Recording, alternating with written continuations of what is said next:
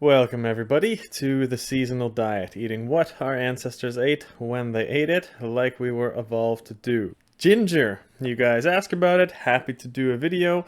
I've been covering lots about the native European herbs lately because this is the season for it. We're in the spring, these herbs start to pop out after the winter, and it would be actually the main part of our ancestors' diets in Europe at this time of year because there was not much other food growing around.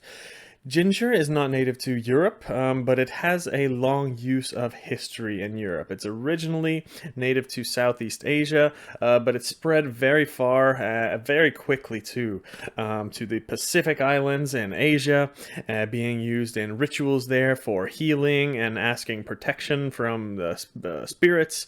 And it was also used in the blessing of ships in the Pacific, as this was mainly a plant that grows near the ocean, so that makes sense. It eventually made its way to India about 1500 BC, and shortly after that it was traded with the Middle East for a while, and then eventually was brought into Europe through the spice trade at about 500 BC, or probably before in the smaller scale.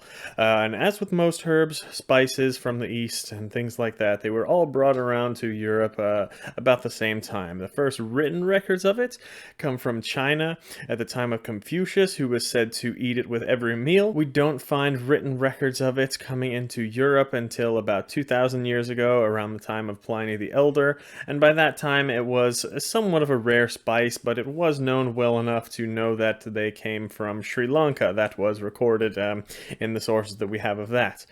After that, it slowly spread all over Europe, and by the Middle Ages, it was widely used, even in the north of Europe too, as a medicinal herb, and like today, mostly for stomach issues. But one cool thing that really got me thinking about the history of ginger is its name and its history in the north of Europe. So although in English it's ginger, in Norwegian it's ingefær, in German it's ingve, and all the northern European languages have names something like this. And almost identical name to the Norse god Yngvi, or Yng. So I thought forever that this was actually a native European plant associated with the god Yngvi, which is another name for Freyr, the Norse fertility god. But it is just a coincidence. It has a much older Latin and Greek name, and even Sanskrit name, so it has no connection to the Northern European fertility gods, but it has been used in Europe for at least 2,000 years.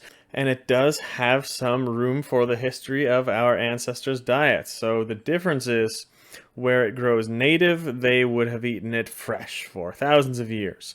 In Europe, it would not have lasted fresh that long for the trade journey that it went on. So in the European diet, the ancestors would have eaten it dried or powdered, or later on in time even pickled, as we got into the colonial area eventually there too. About 600 years ago, Europeans started getting it in other ways, like in drinks and sweets like gingerbread, ginger beer, ginger snaps, things like that. So for Easterners, it would be mostly a fresh item used in cooking and soups and things like that. For Europeans, it would be mostly used as a spice or sweetener, but if you do eat it fresh, it is in season a very long time, from the early spring until the late fall.